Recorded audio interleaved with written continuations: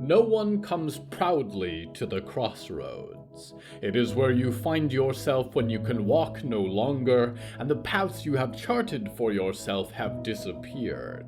You carry so little, and yet it is all you have to barter with. The coins in your pocket and the receipts in your vest hold no worth here. Your past is a ruinous heap. There is one thing you desire, and it is a future. The figure that stands in the center of the roads is wreathed in shadow. Flames are in his eyes, and gleaming horns crown his head. He hungers for your soul, the one thing you have been taught to treasure, the one thing you have left to trade. You hand it over quickly so that no one sees, obscure it with the fold of your coat. He smiles in return and offers you only the road, a route out of heaven, a winding trail that leads to a true self, to a forest that welcomes you with a hello from the Hallowoods.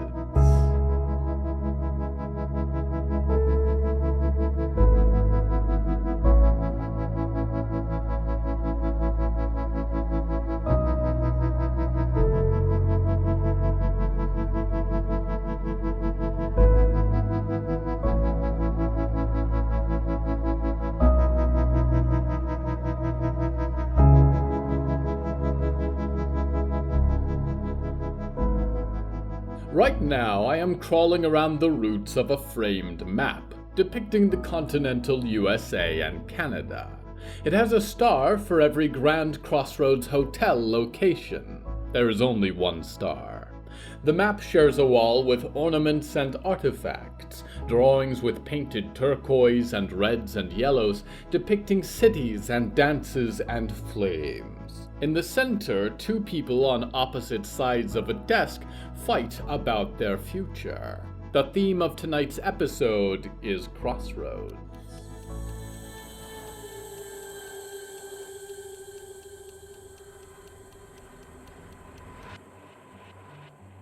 Polly paced the carpet in front of Yehekzel's management desk, which was already becoming well-tread.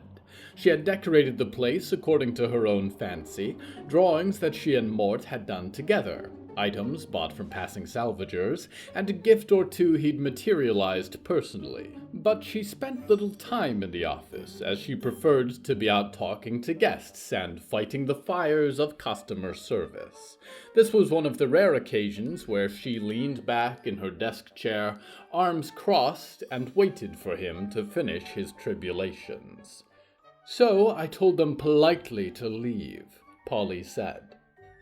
"And then they refused and went for your umbrella, and you incinerated them into ash," Yehekzel said. "And this is why you are so upset." "No," Polly said, and tapped his umbrella on the carpet. "Then they said they would wait for Mix Morel and company out front, and they left. Politely." Yehekzel frowned and rubbed a golden earring between two long-nailed fingers. "So why then are you doing that thing where you walk back and forth and talk very quickly?"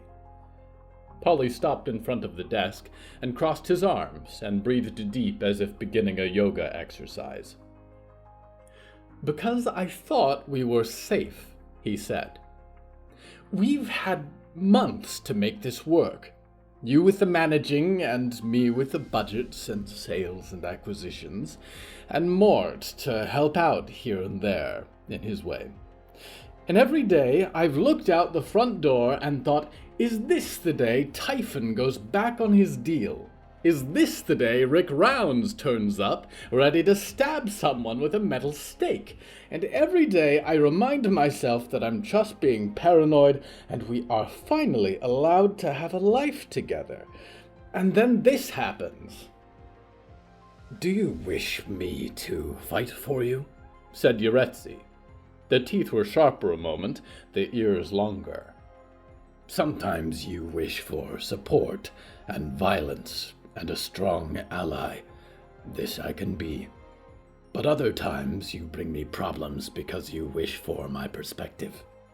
Which would you like?" Your perspective, obviously, Polly said and dusted off his jacket shoulder. I can do my own fighting. She snorted and put her hands on the table, her nails together. She was stealing some of his mannerisms, he thought. Are you sure that this invitation to a wilderness trip is a threat to our family? She said. Or do you see it this way because you do not think Mort can fend for himself? Polly began to speak and bit his tongue, and began again and faltered again. It was a threat because it meant separating their family. They could get along all right without Mort at the front desk from an operations perspective, truthfully.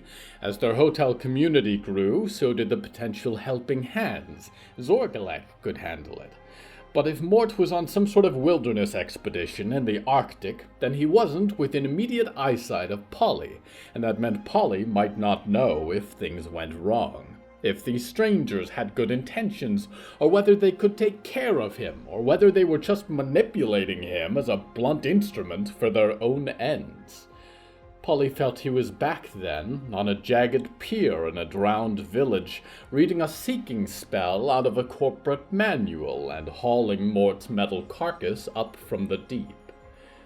Was that why he was afraid? That the silver claw that could cut open bats and wolves, trim the thorny claws of his enemies, would be gone? That he'd be exposed? Was he still using Mort as a weapon after all this time? I'm not afraid, he said. She squinted, and he cleared his throat and continued. For Mort, that is. I'm not entirely sure he can be killed. Worst case scenario, I can just fish his bones out of the ocean again. But I still think this trip is an unnecessary risk. And if something were to happen, I don't think I could forgive myself for letting him go. Have you asked Mort what he wants to do? Yehekzel said. Polly was silent. It had not occurred to him, and it irritated him that it had not. But then again, did it truly matter? For better or worse, Mort had become their ward, and when you were responsible for someone, you made decisions to protect them. You generally avoided, unless he was greatly mistaken, letting them wander out in the wilderness with the first band of unsettling strangers who tossed them an invitation. I'm not allowing it, Polly said, and nodded to himself, put both hands on his umbrella. You know him as well as I do, Yehekzel. I don't trust anyone Barb had business dealings with. If what they plan to tamper with in the Arctic is what Mort was after the first time he sank, it's as good as a suicide mission for them anyways, and I'd hate if he had to watch. Mort might be ready to go on his own adventures, but I'm not ready to let him go yet. We've not even had a year, Yehekzel. I'd like a little longer. Yehekzel sighed, and her gold eyes darted up to the door. Mort, you can come in. Polly turned to find a large shadow on the frosted glass, but Mort did not enter, and instead ran away down the hall, thudding footsteps echoing through the floor. I can help talk to him, if you'd like, Yehekzel said. Smooth things over. It's all right, Polly said, and tapped his umbrella again, and reached for the door. He's going to have to learn sometime how to live with disappointment.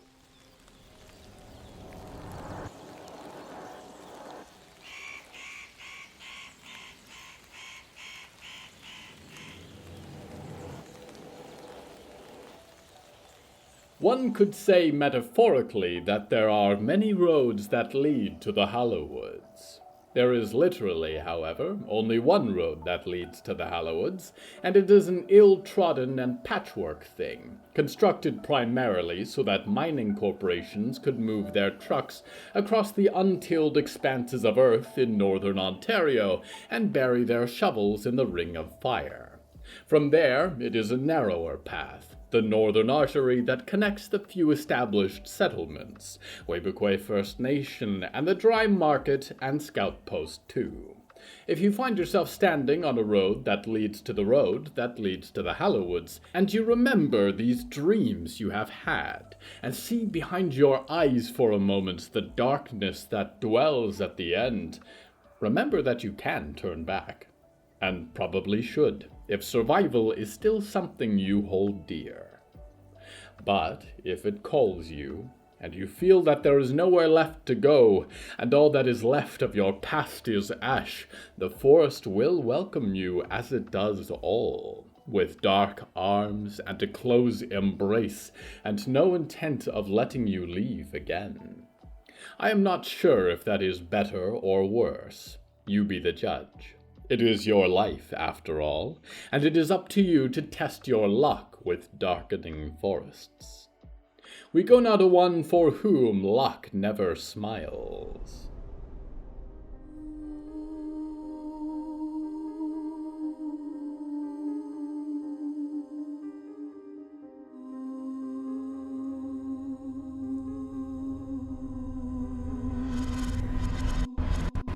Four walls. 4 gray walls.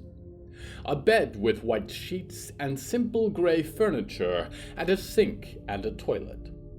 That had been the extent of her cell. Her world ended with those 16 feet by 10, and the wall of glass, and the 2 men on the other side who peered at her like she was a zoo animal, a lab rat. Anything but a 6-year-old girl they'd snatched from her mother and sister.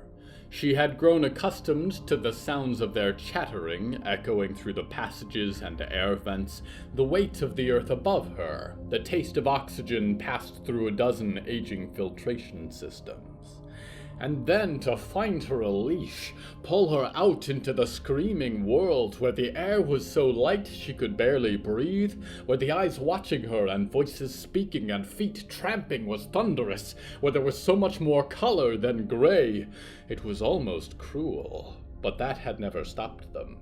She saw with her eyes, yes, and walked with her feet, but the connection she had with everything around her, permeating and deep, caught on so many twists of fortune, so many little products of chance. It had barely seen use before, and now she had a whole world to bless with gifts she could not control, each one ripped from her prying hands into destiny's thankless grasp, each credit to karma, a balance she would have to pay for out of pocket. She sat paralyzed at a table in the hotel, stared at the painted devils that blanketed the ceiling. Did their beady eyes stare back at her, she wondered, or was it just the passing shadows? Nothing made sense, and if her mind had been prone to wandering into inventive realities during her isolation beneath the ground, it had exploded into reality around her. The waiter, passing by the tables in a velvet jacket, had a head of glittering glass. You could see the chandeliers and card tables passing through the other side. The other guests of the hotel were beetles and frogs, magicians and clowns, all the usual dreamed-up guests of her birthday parties. Her gaze fell to the card table closest. It was crowded, with 7 seats taken, and it was there that her captors sat. They were laughable here in their gray suits, surrounded by so many more interesting players. There was a boy all made of silver, and at his side a person with a head of blooming fungal shelves and dark spectacles. A ghastly thing with a face of drifting bandages, skin like peeling leather scraps, had cards floating in its frail skeletal hands. A woman with shadows in her eyes drank from a sparkling glass and never smiled, and beside her a monster wrapped in moss and green fins hunched over the hand he had been dealt. And it was a good hand, Penny was sure. All of them had to be, because she was here, and while she was, the universe was going to make a point of punishing her. Look at them, it said. They are happy, and you will never be. You may look, but you can never have.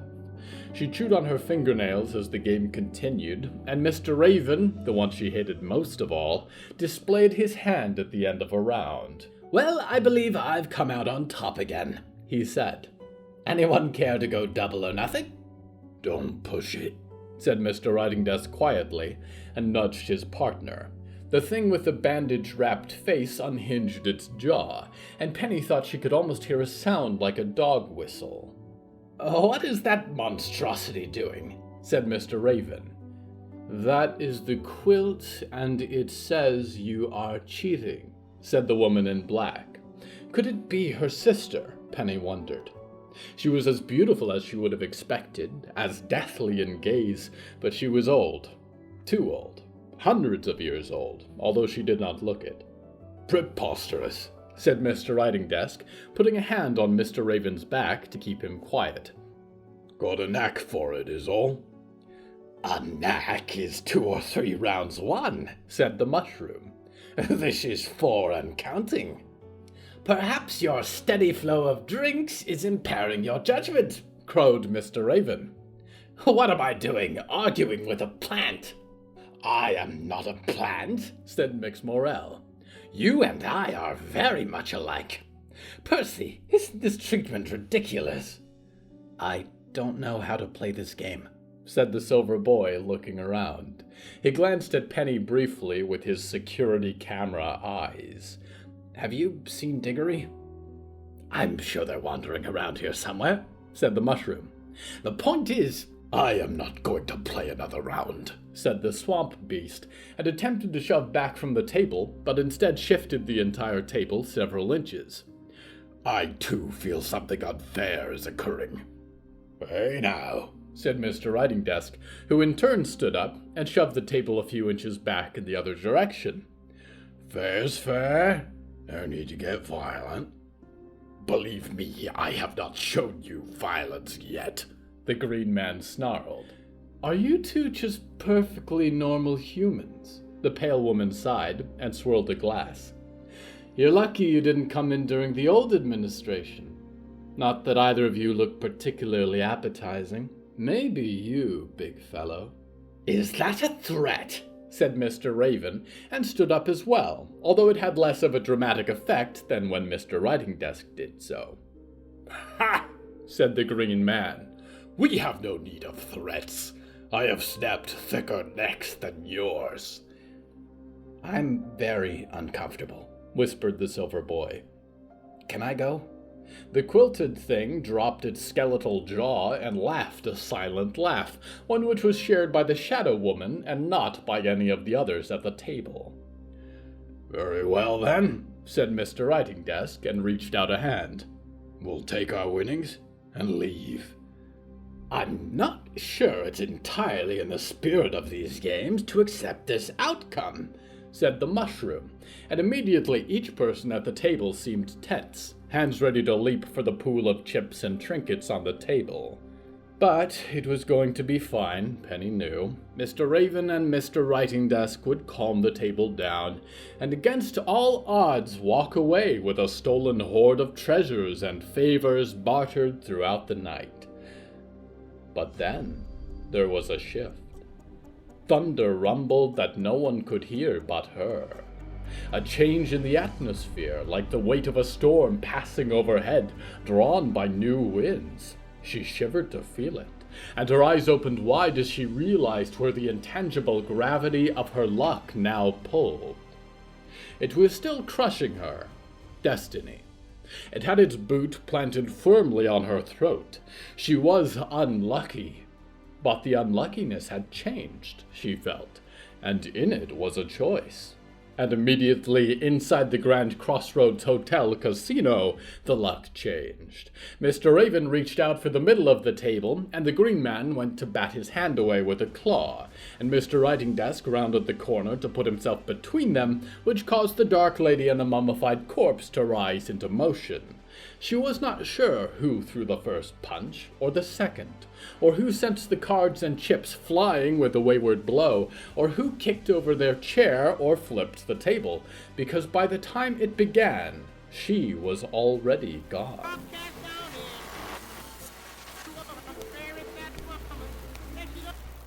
There's a road I'm following. It's a winding thing with trees on one side and rocks on the other.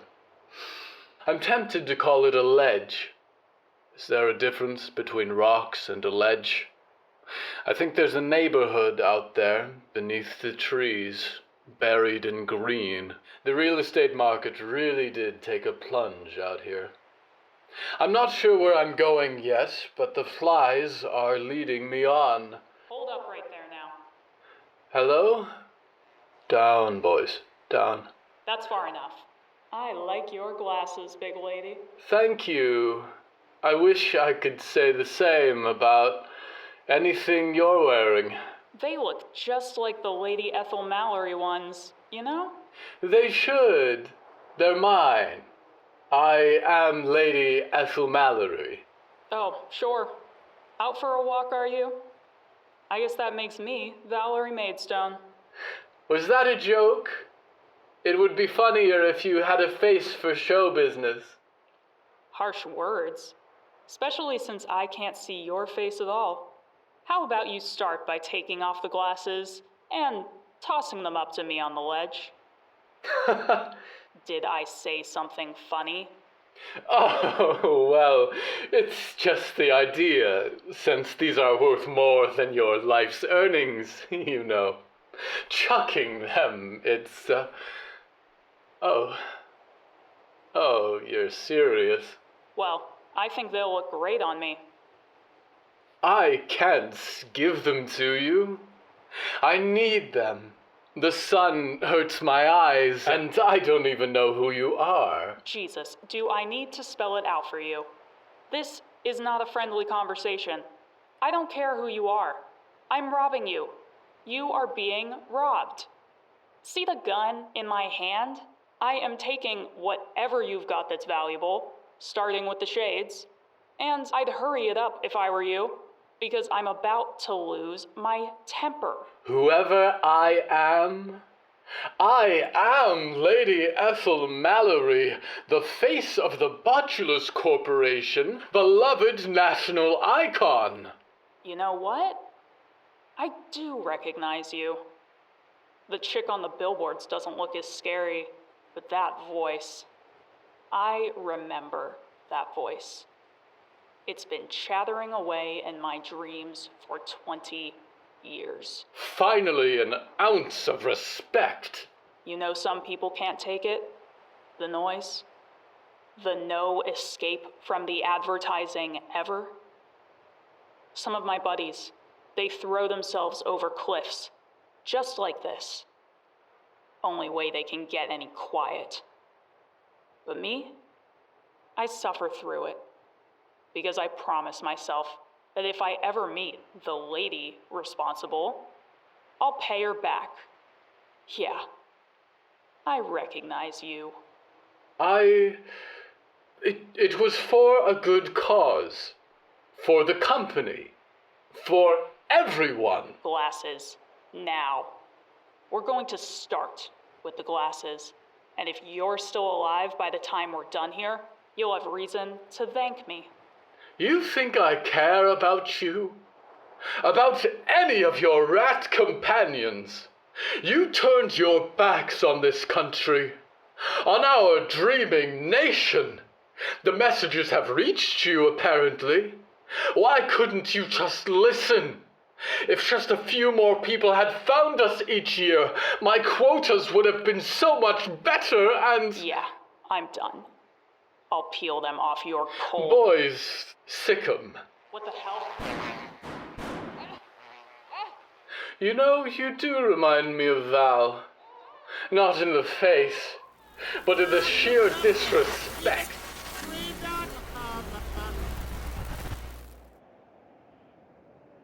Angela Angie Burns is still breathing as the flies lift from her skin, beckoned by their mistress's call, and they return to their leashes. She wishes that she was not, that unconsciousness had claimed her.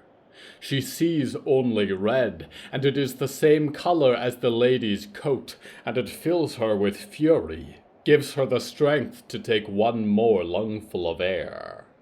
But we are not, at this moment, telling a story about Angela Angie Burns. We return now to Penny Rescher. Penny did not need to run. She walked calmly down the halls of the hotel as the casino exploded into violence behind her. Poker chips clattered, and voices cried and screamed, and a chair splintered, but she did not worry. She felt intuitively which doors to walk through, which halls to traverse to reach the main entrance, because her luck had changed indeed. Always unlucky. Always expecting the worst and given it. That had not changed. What was ahead of her, she could only assume, would be as miserable as the life she had led up to that point.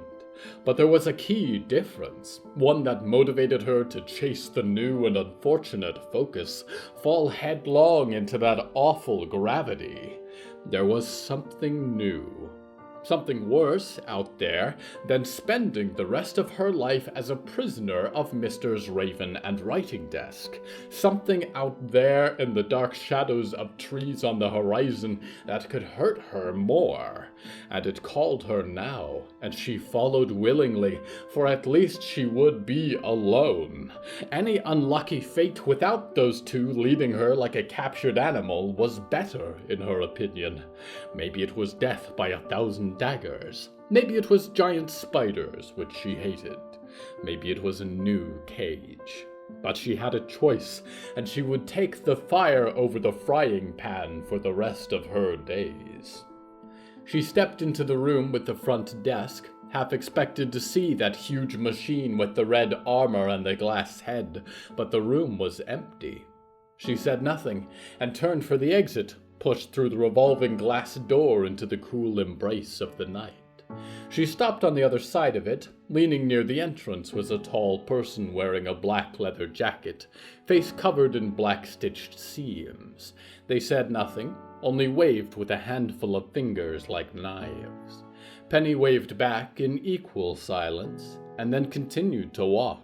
Her black doll-like shoes over gravel and wet mud and long black grass, away from the golden lights of the hotel, into the yawning night beyond.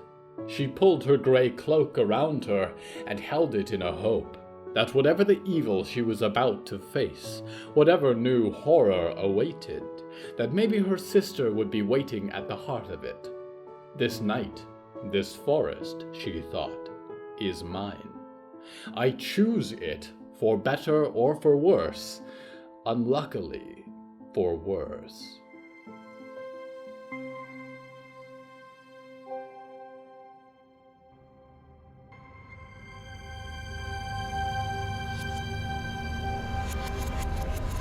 I am stretched so thin, dreamer.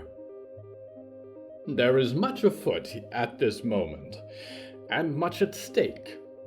It is not lost on me that the moments I choose to share with you will color this narrative, your perception of what is even now unfolding while you sleep. I share these dreams to those who sleep across this universe for a purpose, and it seemed so simple to me at first what I must do. But now I am less sure. I thought myself to be an ever-present narrator, a voice in the silence, heard but never seen, in all places at once, known in none.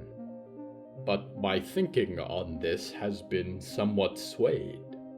Old Afterclaps, that ancient auditor of flame, left an impression on me with his words. I am beginning to wonder if I can avoid being complicit in this. If in the act of sharing these words with you, I am already altering the outcome of their story. I am with you now, watching over your bed as you sleep. Earlier today, I am with Angie, bleeding into the dirt in California as Lady Ethel Mallory disappears into the distance. I am with Percy Reed, who clutches inside the compartment of his chest a silver locket he did not wish to bet in a poker game, for it is all he truly has. I am with Cindy Lockhart, preparing to go on an expedition, praying that she will find in the abyss at the end of the world some semblance of her wife left living, unturned like the lips and mind of Diggory Graves. I am with Polly, who runs for the casino of the Grand Crossroads Hotel to try and break up a fight. I am with Mix Morel, who is returning to the museum with their undead company, plans to spend the night sorely dashed. I am with Mort, who is at this moment sleeping where he has hidden, in the laundry room of the Grand Crossroads. He likes to curl among the towels when he is upset, and let the hum of the washing machines lull him to sleep. They remind him of the crashing ocean waves. He sleeps as the museum begins to rise on its great armored legs, the furnaces blazing brightly as the windows flicker to life. He dreams of the fish and of going north with new friends. He dreams of a box at the bottom of the ocean so big and intricate that it is for him a temple. He dreams of a beach of bones and a woman standing upon it, warning him, beckoning him. This is your future, Mort, and it is slipping away from you. All of that which you dream about, which you barely know you are seeking, is there, a moment's grasp away, and yet you are dreaming. By the time you wake, it will be long gone.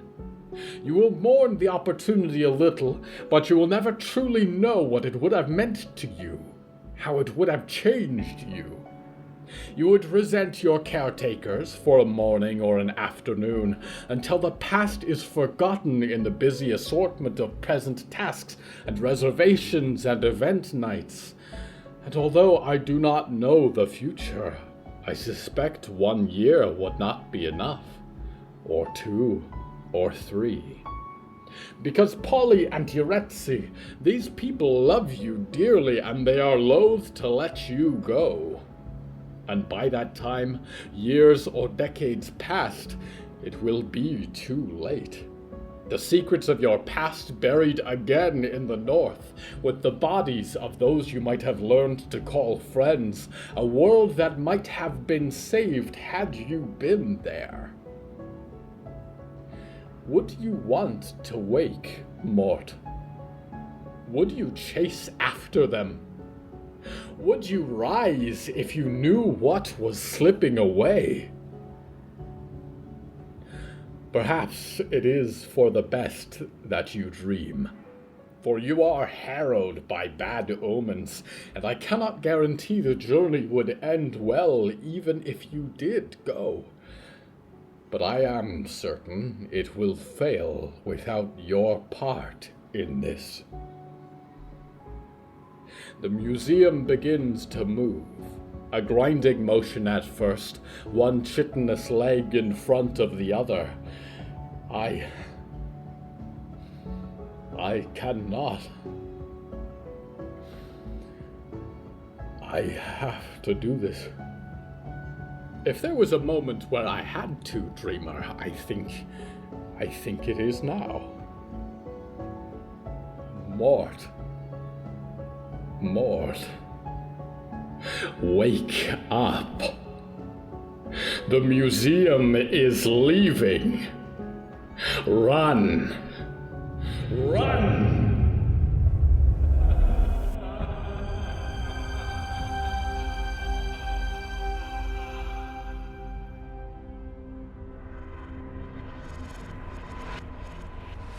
Crossroads. I did something, dreamers. I have done much so far in the sense that I have stood at the scene of the action, relayed to you what has been said, allow my voice to echo in dream to sleeping minds across this universe. But tonight, I have done something myself. I have placed a hand upon one of the many pieces on this board, and I have pushed it a few inches to the left. I hope I will not come to regret this. Because right now, Mort wakes in a laundry room and feels like he is missing something. He rises and he runs through the winding halls, stops only for a moment before plunging through the turning doors of the Grand Crossroads Hotel and sees a museum of gold and brass disappearing into the night. He looks back on the hotel, on its beautiful lights, and feels a little rebellion. They think he is not big enough. They think he is not ready.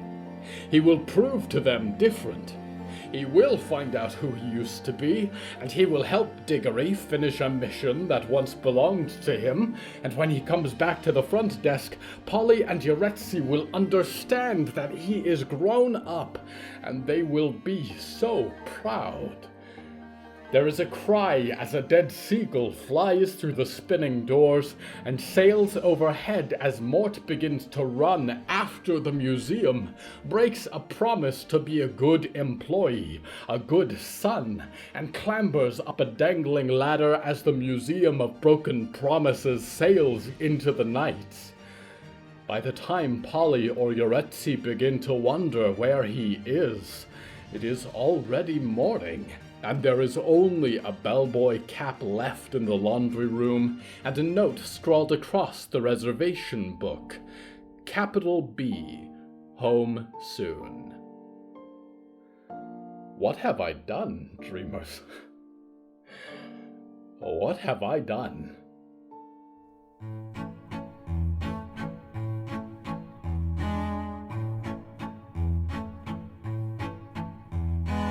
The voice of Angela Angie Burns is Saf the Something.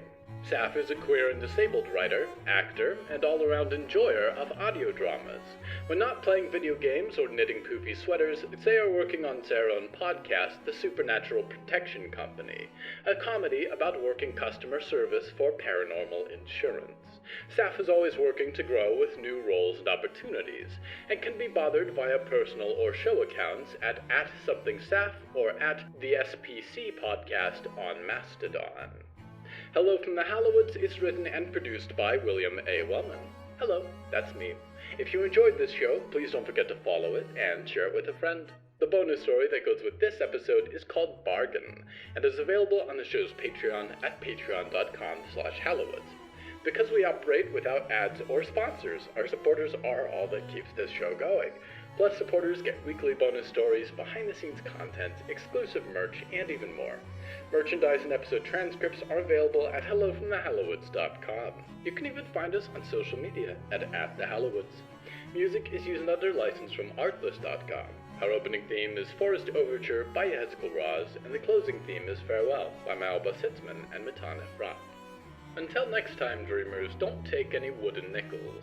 Don't take any tortoise-shell dimes, bone quarters, or mother-of-pearl pennies either. They probably have more value than what is listed on the front of the coin, and you don't want to find out what they trade for.